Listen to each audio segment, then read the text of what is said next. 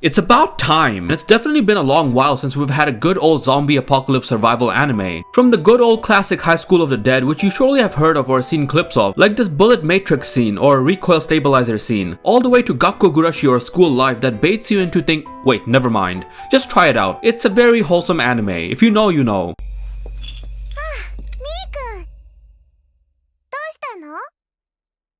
And then there's Sankarea Undying Love, another school-based zombie anime, but this time a romance one, about a guy that has a thing for zombie girls. And well, let me tell you, it's a wild ride, and somehow still one of my personal favorites to this day. But this time is different and kind of a completely different mindset, especially since it doesn't take place in a school, like thousands of other anime do, and dives headfirst straight into the corruption of certain corporate work lives. And well, if you ever felt like or wished the whole world around you for once would just stop spinning, regardless of what stage of life you're at, well, this anime is for you with a little zombie twist. The idea of a zombie apocalypse is an extremely popular trope and scenario that has fueled not just anime, but many other stories, TV shows, movies, comics, novels, video games, and despite being an element of horror, and in an extremely unfavorable situation full of loss and grief in modern media, one can't help but ask, in a post-apocalyptic zombie survival world, what would you do if you were the last person alive? How would you survive? How would it make you feel knowing that what we see as a society today is all gone? The idea of responsibilities, the burden of everyday life, building and maintaining relationships, slaving away for money, a lot of things that gave life meaning suddenly just gone. The good and the bad. Well, this guy here would certainly be happy, just because of how disappointing his life was, how his hopes were crushed in this insane manga, and soon to be anime this July-summer 2023 season. Zom 100 Zombie ni naru made ni shitai 100 no koto, or Zom 100 Bucket List of the Dead.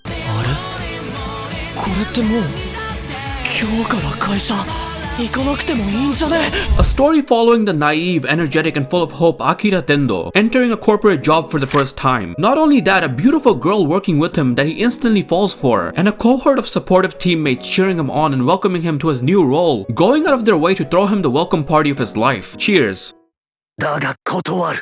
Or at least that's what it seemed like at the time. Slowly finding out that working for this company is not what it seems at all. Instantly throwing him into an all-nighter and everyone throwing more and more work on him. Realizing that this company is literally a disguised sweatshop, exploiting him. 2 years later, that hopeful face turning into pure dread. But there was one thing that kept him going, and that was a supportive and beautiful coworker that he had a crush on from the first day. But even then, it turns out she was getting railed by his boss, with him having to endure hearing it right next door. Oh, no.